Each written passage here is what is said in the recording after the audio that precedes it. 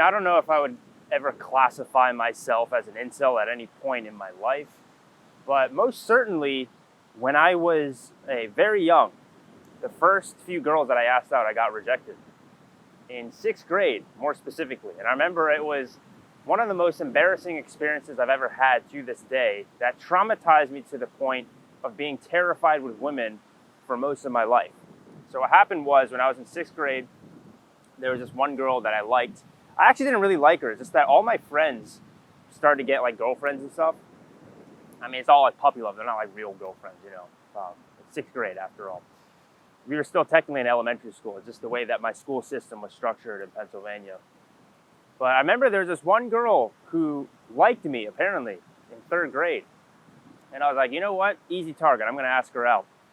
So I did that at recess, and I did it in a very, passive beta way, which, I don't know. I don't know if that's fair to say for a 6th grader. But basically what happened is I told my friends, hey, go tell this girl that I like her. And they're like, okay. And I was sitting there all confident and stuff, because especially back then, I was like, the funny guy. I wouldn't say I was popular, but I was well-liked, because I was like athletic and stuff. And, decently funny, I guess. And so I was expecting a yes, right? Especially because this girl liked me back in 3rd grade. Friend comes back. He's like, yo, she's not feeling it, bro. I was like, what? Obviously, I tried to act all cool and whatnot, I was 12 years old at the time, but you're still old enough then to, try to think you're like tough shit or whatever. Not embarrass yourself in front of your friends. And so I remember the most embarrassing part actually was we all went back into school from lunch. You have to go in a single file line and walk back. And I remember I forgot my lunchbox. And so I had to and I was at the front of the line. This is how vividly I remember it, even though this was so long ago. And then I was like, oh crap, I forgot my lunchbox. And I had to walk past her and her friends and everybody who found out that I got rejected by her to go get my lunchbox. It was the worst walk of shame ever. Except typically with a walk of shame, there's kind of a sense of victory because you got laid, right? Nothing happened here. This is just a walk of pure shame. And I walked back, got my lunchbox, and then walked back to my school alone like a loser. And I felt so low, and it was such a traumatizing experience that I was terrified to talk to girls for the next 3 or 4 years. I didn't have an actual girlfriend until my last year of high school, right? That's how much of a, that type of event that it was. And so, why am I bringing this up and how, incels worship white women? I think what happens with most incels is that, or just guys who struggle with women in general, they tend to really worship white women, right? I live in Southeast Asia now. A lot of guys just assume I live in Southeast Asia because it's easier here, because I failed with white women back in the West. Therefore, I must come out in Passport Bro Max or Southeast Asia Max in order to get girls. But have any of these guys ever considered that maybe white girls aren't my preference? Because for me, I actually would say that they were my preference for a while. I exclusively dated white girls until I was 26. Actually, no, 27. And I think the reason is not necessarily because I'm not attracted to other races. It was because of that initial trauma that I had when I was younger, where I put white women up on a pedestal because they rejected me for such a long time. And especially if you were raised, if you were born in the 90s or whatever, all of your media, all of movies, TV shows, the hot girls, the popular girls, are all white girls, right? It's only recently that, you started to see black girls or Asian girls be the popular cool girls in media. And you're really influenced by those things, especially when at a very young age, right? And so unconsciously you think to yourself, oh, the hot girl is always a white girl. The nerdy girl is always the Asian girl. The ghetto girl is always the black girl, the Hispanic girl, And so you couple that with this mentality that white girls tend to have in the U.S. Watching media like this, they emulate that. They copy that, what they see in mass media, and they start to think that they're princesses, right? And so they think they're princesses. They start acting like a princess mindset. The men, the boys, start to think that white women are that way too, so they start to worship them, and then that brings their value up, right, from a young age. As soon as girls hit puberty and guys start to like girls, the stage is already set for like the white girls to be like the it girls, right? The girls think that, the guys think that of the girls. So there's a high demand there and a lot of competition. All the guys are going for the hot white girls. And so their egos get inflated and it's a simple supply and demand. If there's a limited supply of hot white girls, then there's a infinite demand from the men based off of the influence of media, along with just what we've been told and raised in the West, right? Then all of a sudden, especially when we get rejected, we're going to actually desire them more. It's just really basic human psychology, right? Like if you give a kid a toy and he starts playing with that toy, he's probably going to be into it or whatever. But if you give another kid a toy and he plays with it and he says, and then you say to the other kid, hey, Charlie, you can't play with Steve's toy, but Steve can play with your toy. All of a sudden, Charlie is going to be like, well, I want Steve's toy. What the heck? So it's the same exact thing with white girls. And so I think most incels, guys who struggle with women, at some point in their life, they try to hook up with a white girl or try to proposition her, whatever verbiage you want to use. And then because of the aforementioned circumstances, they got rejected because there's an inflated value that white girls had, especially when we were younger, right? And because of that rejection, that makes them desire them more down the line. So much to the point now that unconsciously, if they see other guys going at, especially if you're a white guy, if you're going after an Asian girl, a black girl, maybe even a Hispanic girl, whatever race that's not white, then you're just coping. You're coping with the fact that white girls don't like you.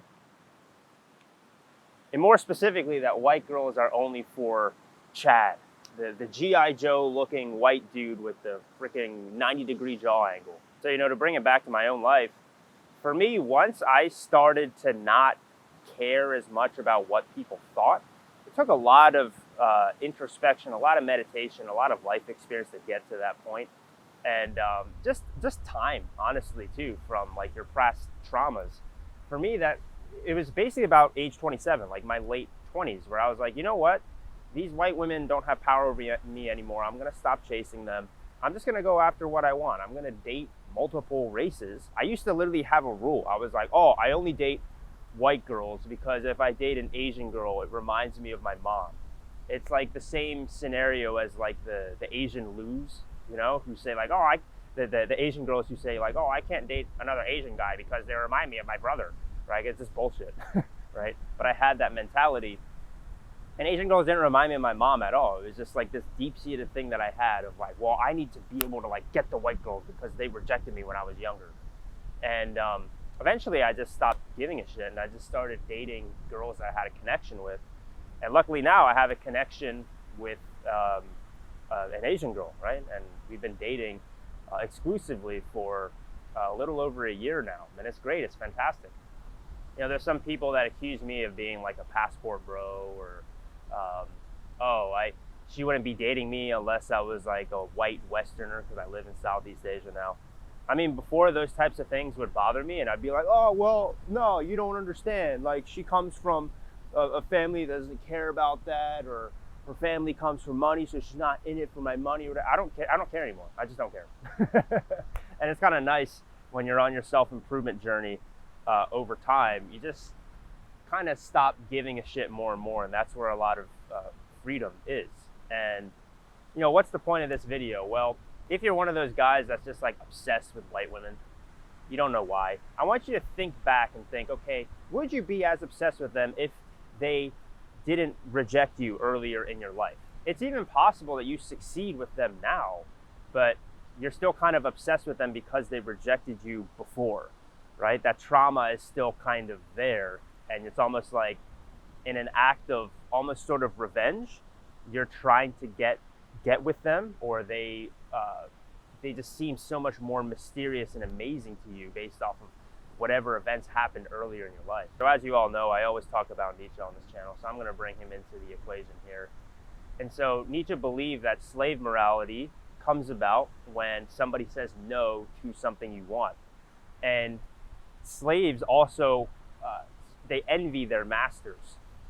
There's a famous quote by somebody else going along the lines of, envy is secret admiration. So you secretly admire people that you envy. Now, I don't think incels necessarily envy white women, but they definitely desire them. They envy how easy they think their life is. They envy the chads that get the hot white girls, right?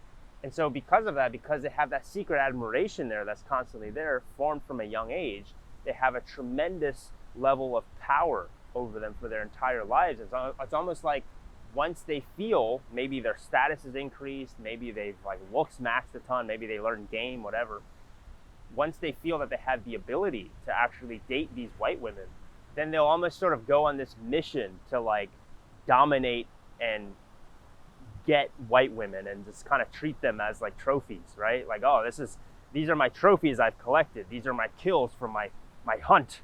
Look at how masculine I am. And in your mind, you're probably thinking right now, oh, you're probably just thinking of like white guys that are doing this, but it's not just white guys, black guys, Asian guys. Like you'll see a lot of minority guys parading honestly pretty average looking white girls around as if they was like, oh, I got a snow bunny, or I got like, look how cool I am with my white girlfriend. Meanwhile, like they probably rejected a bunch of much more attractive black or Asian women just so that they can get this high status white girl. I just find it very interesting that white women are put on a pedestal. I don't hate white women, obviously. I mean, I'm technically white myself, although I'm half white, but you know what I mean. Like, I just find it very odd and very strange and very fascinating, I should say, of men's obsession with white women specifically. Like you see it in the West. You actually also see it in Asia a lot too, because white girls or Westerners just tend not to be very attracted to Asian guys. Unfortunately, it's just the way that it is, I guess. And so Asian guys tend to be really obsessed with white girls too. I just find it very strange and very odd. So yeah, I just want to give my thoughts on that topic on this video, share my own personal experience. Let me know your own personal experience with white girls, and if you feel like I made a good point in this video, or if you think I'm a freaking idiot. Either way, I'd like to know your opinion in the comment section below. Thanks so much for watching, and hopefully the wind isn't too bad. I've been trying to film at the beach a lot, and every single time, this is like the 7th time I've tried. I literally drove to the beach, and it was just way too damn windy, and I had to go home. So hopefully this audio is not too bad here. Thanks so much for watching, and I'll see you next video. Goodbye.